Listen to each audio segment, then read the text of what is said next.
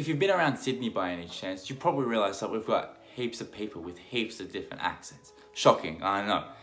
The stereotypical Aussie is good old Aiden yelling, "Oh, these bloody ethnics coming here and taking our jobs." Which, to be honest, is probably true.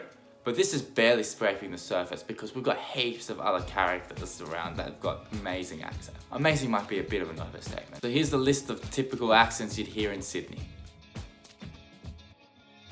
A general accent is what I have and what most other people have as well in Sydney. This is what the stereotype should be if you want it to be more accurate, but let's be honest, it's kind of a boring one compared to the others. People with this accent are usually from rural areas, tradies or older Australians. Their voices are usually nasally and can be really monotone sometimes as well.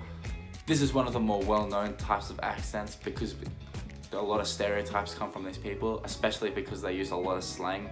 People like Steve Irwin and Nick Cummins fall into this category of people. Going off like a cut snake. You're as tough as woodpecker lips.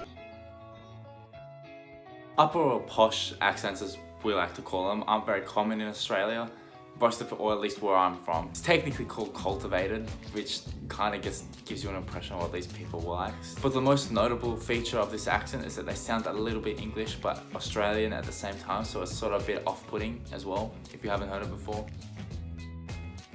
This brings me to an important concept that all these accents are on a spectrum. I'm calling it the Sydneysider spectrum, or SS spectrum for short. On one side you've got more Aboriginal sounding accents, and on the other side you've got more English sounding accents. Now most, if not all, of the English people that came here had their accents morphed into the main three, as I've already talked before. In contrast, the Aboriginal ones have sort of stayed the same, mostly because a lot of them haven't been around in the city as much as in rural areas. I mean, if your kids were taken away from you to be whiter, I don't think I'd want to be around the city anyway.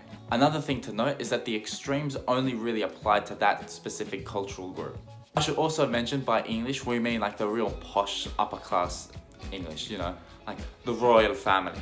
You know, the one that most people think of with the English people. Unlike the rest of them who all go to football stadiums and, yeah. So the other three slot into the middle just here. Now I couldn't make a list without mentioning the Bogan accent because it's by far the most stereotypical accent in Australia, like even to us. This accent is between the broad and Aboriginal part of the spectrum, and it takes probably the worst parts of both of them, you know, and that's why we love it.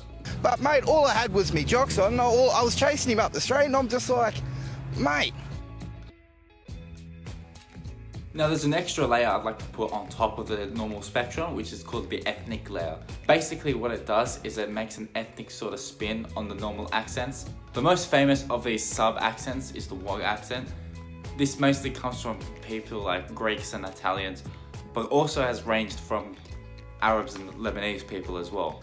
Because how widely varied this is, a lot of people consider it to have two distinct sort of dialects, or whatever the accent equivalent is, to be one like Wog Wog. If your egg breaks, that means I win. And the other one to be like Leber Wog. Hey, why aren't you hitting the chips, bro? I'm shredding.